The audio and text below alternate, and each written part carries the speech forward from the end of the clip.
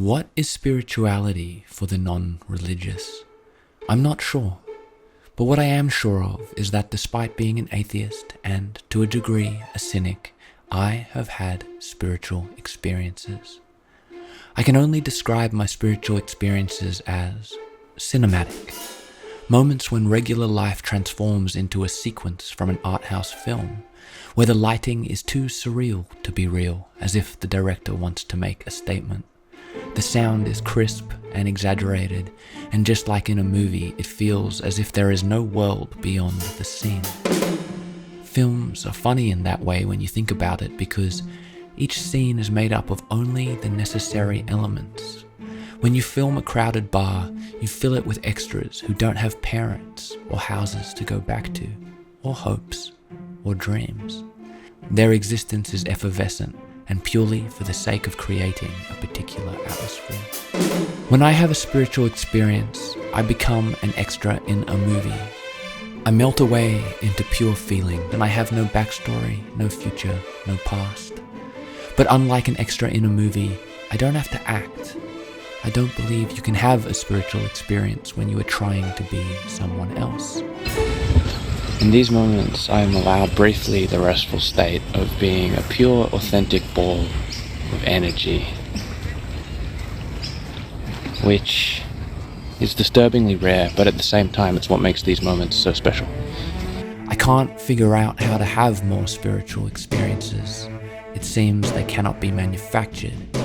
But maybe on our search for spirituality, we don't realize we're already drenched in it. As far as I can tell, I have had dozens of these experiences, which is not very many at all as a percentage of the time I've spent conscious.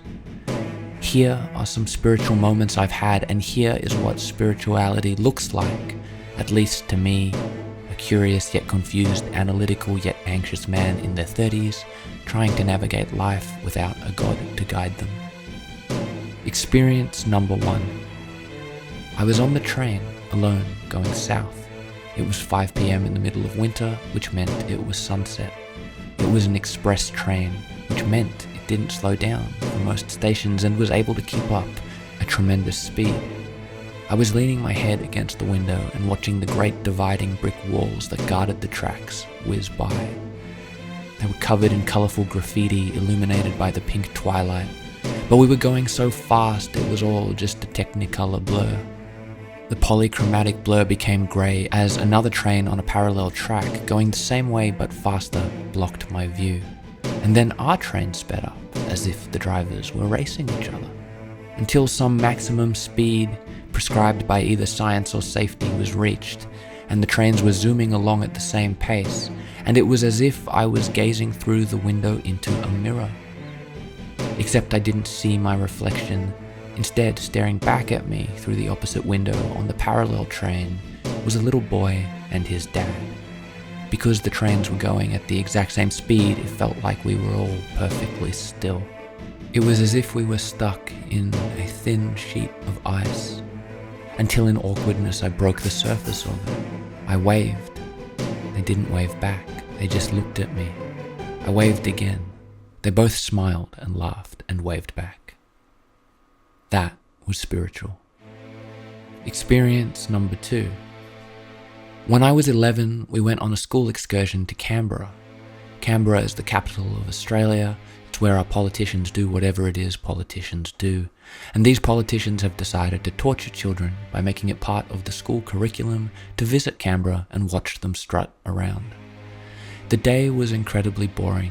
I remember big columns and monuments and a bunch of frumpy ladies telling us not to touch things. But we had free time in the evening in some big concrete outdoor plaza where we could do whatever we wanted for 2 hours as long as we didn't leave the plaza.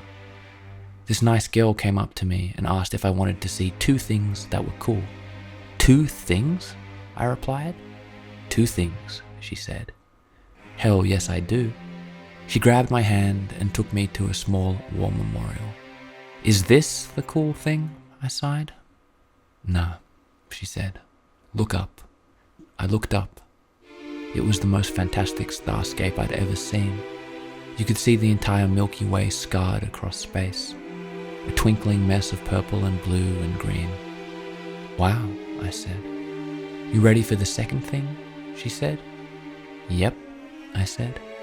Keep looking up, she said. Okay, I said. She placed 2 cold objects in my ears, earphones protruding from her iPod Shuffle. Suddenly, Shut Up by the Black Eyed Peas started playing. Isn't this so cool, she said. They made a whole song out of just saying shut up a bunch of times.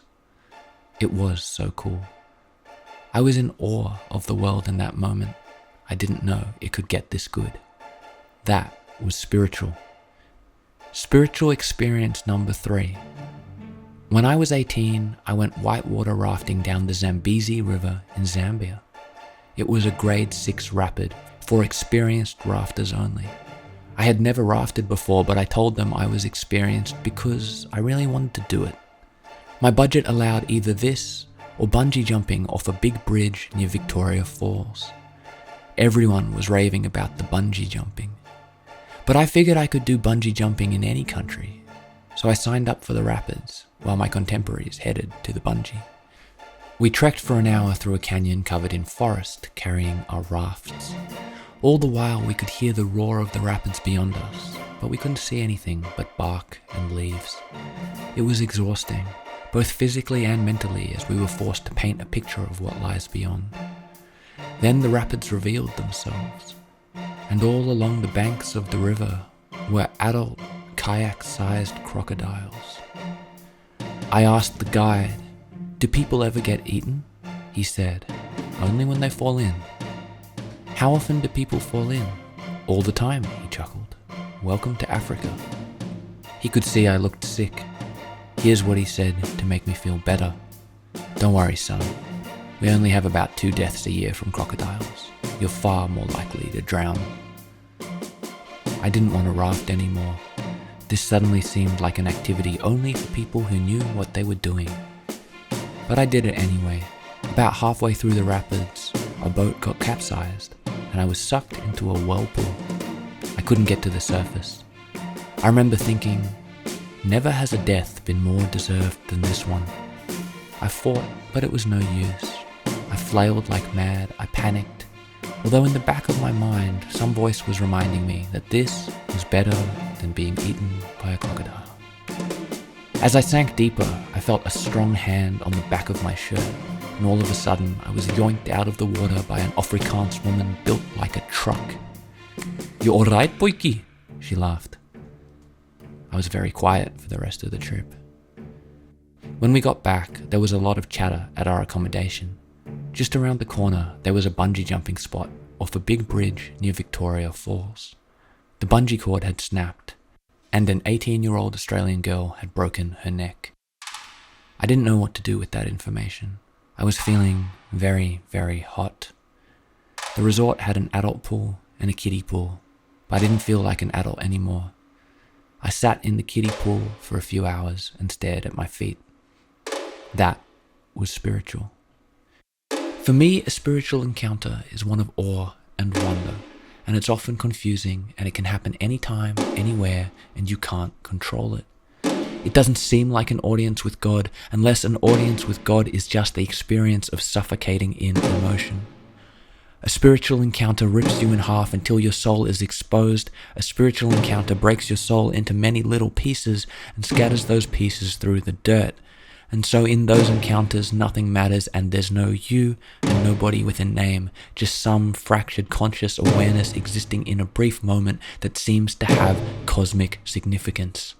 Spiritual encounters remind you that life might be more interesting and complex than you thought it was. They are electric. They make you feel alive. But you should treat them with respect and allow them to find you instead of seeking them. Be careful around things that make you feel alive, because often it's those very things that kill you.